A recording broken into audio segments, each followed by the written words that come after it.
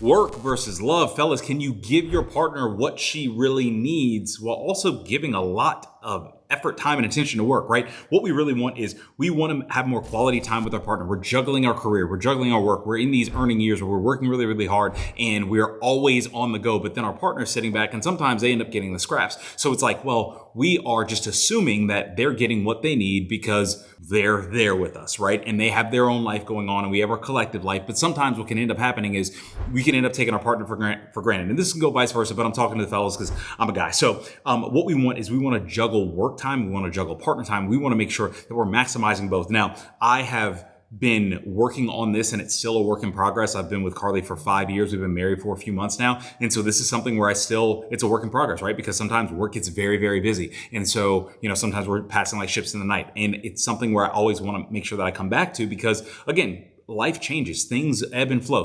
But what I've realized is there's 5 things that have really, really helped me that I hope help you. Number 1, set non-negotiable date nights. So when I was at a conference, a relationship marriage conference, about a year and a half ago, and they had the 2-2-2 rule, which I thought was dope. I really liked. So 2 years, if you can afford it, have some big vacation or a really big getaway where you're taking like a week or 2 away with your significant other and you're just getting away. Every 2 months, have a staycation type of date night thing where it's like you're just getting away. You might book a room. Again, if money permitting, you do that, but you're getting away just from your normal routine. And then every 2 weeks, actually have a date night that it is within your normal routine, but you are intentional about the date night, right? So these should be non-negotiables. And it's something where it's like we consistently work on because there can be times where it's like we're working really hard and we're like, oh, we haven't had a date night. We haven't had intentional time. We've been doing a lot of family stuff together. We've been doing a lot of group stuff with friends together. We've been doing a lot of traveling for other things, but it hasn't just been for us to reconnect. So set non-negotiable date nights. Why? Because you got non-negotiable meetings for work and everything, but then you have the most important relationship. Some things should be non-negotiable there as well. Number 2, have a shut-off ritual. So this is just shutting down your phone or getting away from it and really being very present. I have not been the best in this in the past. It's something that I consistently work on because I take everything very seriously. Like when I'm in it, I'm in it. And so for me to get out of it, I'm like, okay, I need to get out of it. I need to shut off so I can really, really focus on, Carly and our marriage, right? And so for this, I think this is another kind of really important piece that I never did too well, and I still work on it today.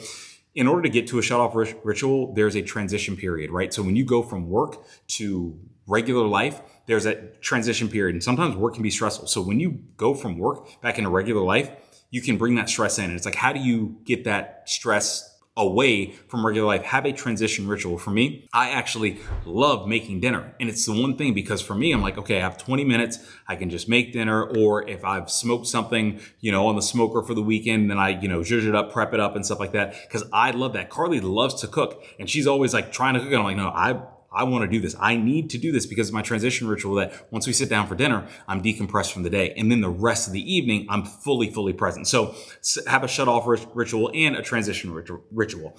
Number 3, share your calendar. Now, we share our calendars with our work and everything, but I more so mean like share your calendars for the other things that you have available, the other times you have available, especially weekend times as well. And it's weird because you think, oh, well, we're just always free. Not necessarily the case, especially when you have responsibilities, when the kids come into play and everything. There's so many things that are going on that you might think that you have time for each other, but it's like, oh no, we have this appointment, we have to go to this, we have to go to this meeting, we have all of these things. And so you're sitting back saying, well, we're just partners that are managing like this organization of our life, but what we're not doing is managing the relationship that is. It's 2 different things. Being a teammate is a completely different thing than being a romantic partner with someone. And it's important to have both, but you want to make sure that you have time for both. We make time for all of the management of our life, for work management, for when you're with your partner, for management of schedules of doing other things. But when it comes to romantic, an intimate relationship that especially women need, that has to be scheduled in there. And it's sounds weird because you're like, oh, scheduling in intimacy and stuff like that. It's like, no, but we have to, especially when we get busy and especially as like life just really just moves really fast and change. So make sure that you're sharing your calendar and putting important, intimate building activities, whatever that is for you, on your calendar. Number 4, ask yourself if you're creating space for your relationship as you are your career. This is something that I had to ask myself for. I had to ask myself if I was doing this because I was creating a ton of space for relationship or a ton of space for career, because I was like, oh, I want to be in my earning areas. I want to move up in the corporate ladder. I want to do this. I want to do some entrepreneurship thing. I love doing content. I want to do this and that. And I was creating all that space for this. But when I sat back and looked at it, I was like, ooh, but I'm giving the scraps and the scrap of time that I have to Carly in the scraps of energy. So now what I have to do is I have to realize, when am I my most energetic? And when I'm my most energetic, it might not be when she's her most energetic, but I focus on trying to do something for her during those times every day, right? And so if I'm not doing that, then I'm like, okay, well, when I'm at my least energetic, then she's just getting the scraps. So try to figure that out for you and answer that question. Like, are you really giving the best that you can with the best energy? Or is it, hey, I'm just happy that you're here and I'm just assuming that you're going to be here and I'm assuming that you're going to stay here and I'm really taking you for granted and not really paying attention to you. But everything works. When every time I get a ping, a ding, a Teams, a Slack chat, whatever, I am all full energy. I'm giving everything there. But whenever you need me or whatever, you're right here, I'm just like, I'm scrolling, I'm doing something else. You really want to be mindful and cognizant of that. Number 5, check-in. Be intentional about check-ins. Now, it can be informal, it can be formal, it can be something that you put on your calendar. Hey, we're checking in with each other, or it can just be something where it's just a common conversation. For Carly and I, early on, it was like, I'd say a little bit more of a formal thing where it's like, okay, cool, let's just like, go out to dinner and like talk about this stuff now, because we are just very fluid, transparent.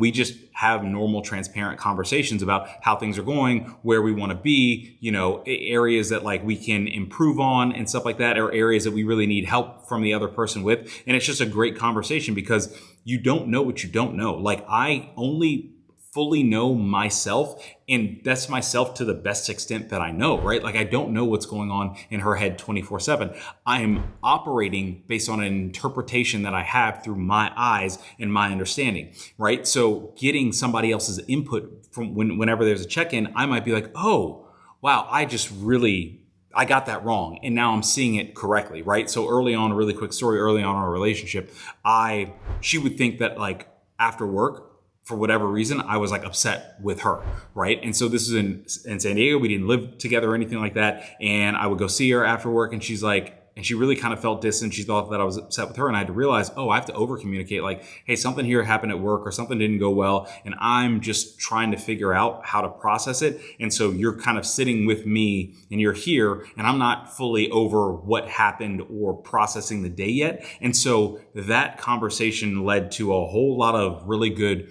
breakthroughs for us, because it was like, okay, cool. When this happens, she was like, hey, if you just let me know that, then cool, I'll give you your space, do your thing. Like, let me know what you need. And then that just like freed up a lot of things. And it's that, and there's so many other things that when you get in a relationship and you get in a marriage, like that you're just doing that and you're understanding the person, but it's because of communications, because of spending time checking in, whether it's formal check-in or informal. So if you do these things, you kind of figure out how to balance work and love and that type of stuff. So again, number 1, non-negotiable date nights. Number 2, shut off ritual. Shut off your phone. Focus on who's in front of you. Number 3, share your calendar. Have conversations about what you guys can do together in the time that you have available. Number 4, ask yourself if you're creating space for just work or your relationship. And number 5, check in. That's it. That's all. I hope that you enjoyed this episode, message. I'll see you all next time. Peace.